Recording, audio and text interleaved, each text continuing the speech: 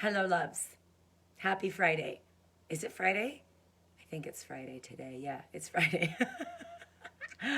All right, so I'm back. I'm Rebecca Overson with the Art of Building a Successful Massage Practice, and we've been talking this week about why massage therapists keep lowering their rates. And I have a few more thoughts on that I'm going to share with you today.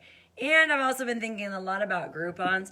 I think we should be talking a little bit more about Groupons and how they can absolutely destroy your practice and why that is. So if you guys are interested in that topic, let me know, and maybe I'll hit on that one mañana.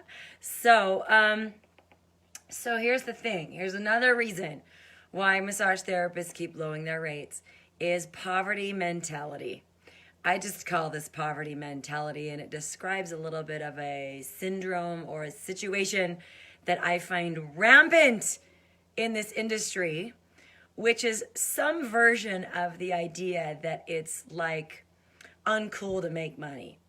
It's unspiritual. It's what's the word?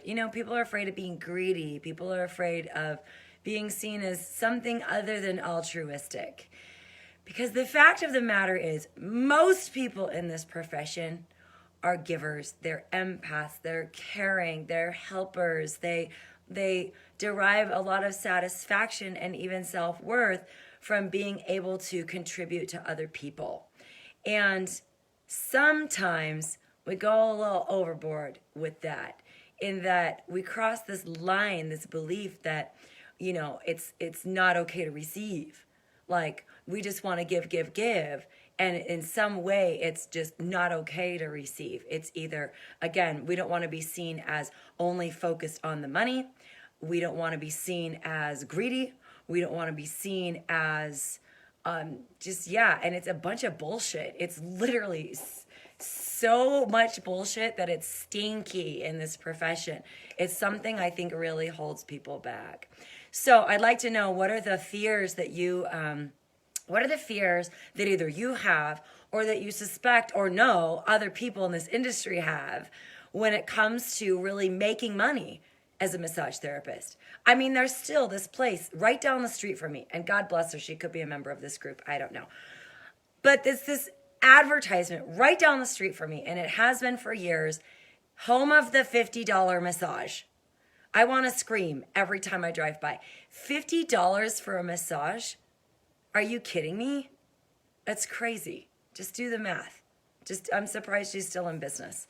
So, but what is this, you guys? What is this idea of somehow if I make a bunch of money as a massage therapist, I'm a bad person? What is that, right? So I encountered this a lot in massage school, that there were a lot of people. Now, I went to massage school like decades ago, so I recognize things might be a little bit different, but you guys got to tell me, what's it like out there? It's this idea of, like, as a massage therapist, we're these facilitators of healing, and it's not just massage, it's this mind, body, spiritual type of stuff, and we think because there's so much intrinsic, inherent, good, life-changing spiritual value in what we do, that if we attach a price tag to that, it vilifies it. It makes it dirty.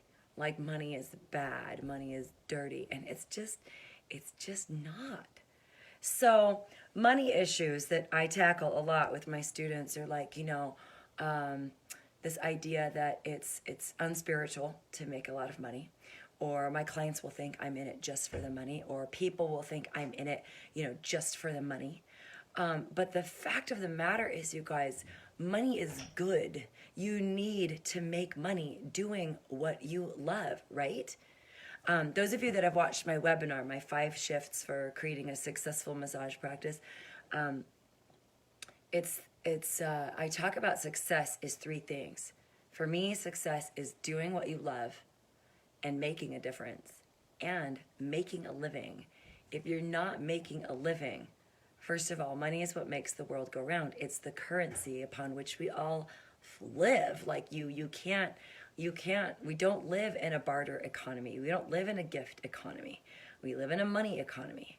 And the fact of the matter is, if you're struggling with money, I assert that you're going to have a really hard time giving everything that you have to clients. How many of you have ever been like preoccupied? You know, like you're desperate for getting clients. You're preoccupied with this idea of, oh my gosh, I got to get people on my table. Oh my gosh, I got to get my books filled. Oh my gosh.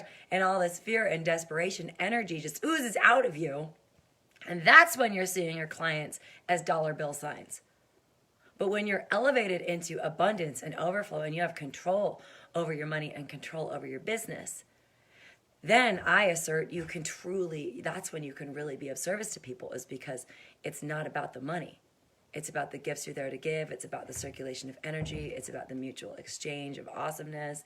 And you really do have to shift from it's just about the massage skills to it's about the massage skills and it's about the business skills. And if you're not in charge of your money, you're not in charge of your business. We're all passionate about what we do. But you guys, a passion without structure is just an expensive hobby. You've got to have that structure around the thing that you love so that you can actually grow it. You know, you can have a beautiful automobile in your driveway, but if it doesn't have wheels, it's not going to go anywhere. If it doesn't have gasoline, it's not going to go anywhere. You know what I'm saying? If you can't get it out of park, it's not going to go anywhere. All right, let me see what you guys are saying here. Good morning, everybody. Good morning. Hi, Ty. Hi, Sasha. Good. Good, Sasha, raising your rates. $100 for 75 minutes, $130 for 90, $165 for 120. That's so great, Sasha. Congratulations. Money is energy. Delana, what's up, Delana? Delana says, it was that many of the people in my area are on fixed incomes. Most of the people that really need my work can't afford it. So I guess it was guilt combined with self-worth and imposter syndrome. Now, it's important, Delana, because you do have to have a market, right? You do have to have a market, but it's a fine line between what is it that you need to charge in order to make a living and versus what people will pay. But you guys, people will pay. What people will pay has a lot to do with you, okay? We talked about that yesterday. Yep, money gives you options. What's up, Viola? Yay, caught me live. Hey, Nelson. Sasha says money is trading for value. We put the value on what we're using our money for. Exactly. You know, and you guys, money's just paper. Money's made up. Money's just easier than carrying chickens around in our pockets to trade things for that we need, right? Centuries ago, when we lived in a bartering economy, it was like, hey, you've got beef, I've got chickens, or you've got eggs, I need milk, you know, those kinds of things, and we would exchange those things, right? But money is just a representation now of the value of something, and most of us are working in an economy where we value our time at a certain rate. Okay, what's up, Ryan? Aloha. Sasha says, when I shifted my thinking, my life changed. Money is good because it is allowing a healing to take place. Sasha, I'm so glad you said that, because truly, you guys, the biggest healing that needs to take place in this industry is healing your relationship with money. Healing your relationship with yourself. If you have money issues, it's because you have self-worth issues. It's not the money and it's not the circumstances. It's like how many of you saw my video yesterday, right? It's because you don't know who you are and you don't know what you're selling. You don't know what you're offering, and you have a disempowering relationship with selling. You think selling is taking. You think selling is greedy. You think selling is manipulative. For me, selling is the highest art form of service on this planet. And if you have a great skill set for selling, then you have control over your life.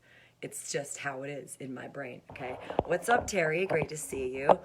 Kimberly, how do I tell my longtime clients that their cost for massage has increased? Well, you just tell them, Kimberly. You give them notice. My rates are going up in 90 days. That's it. You just tell them, okay?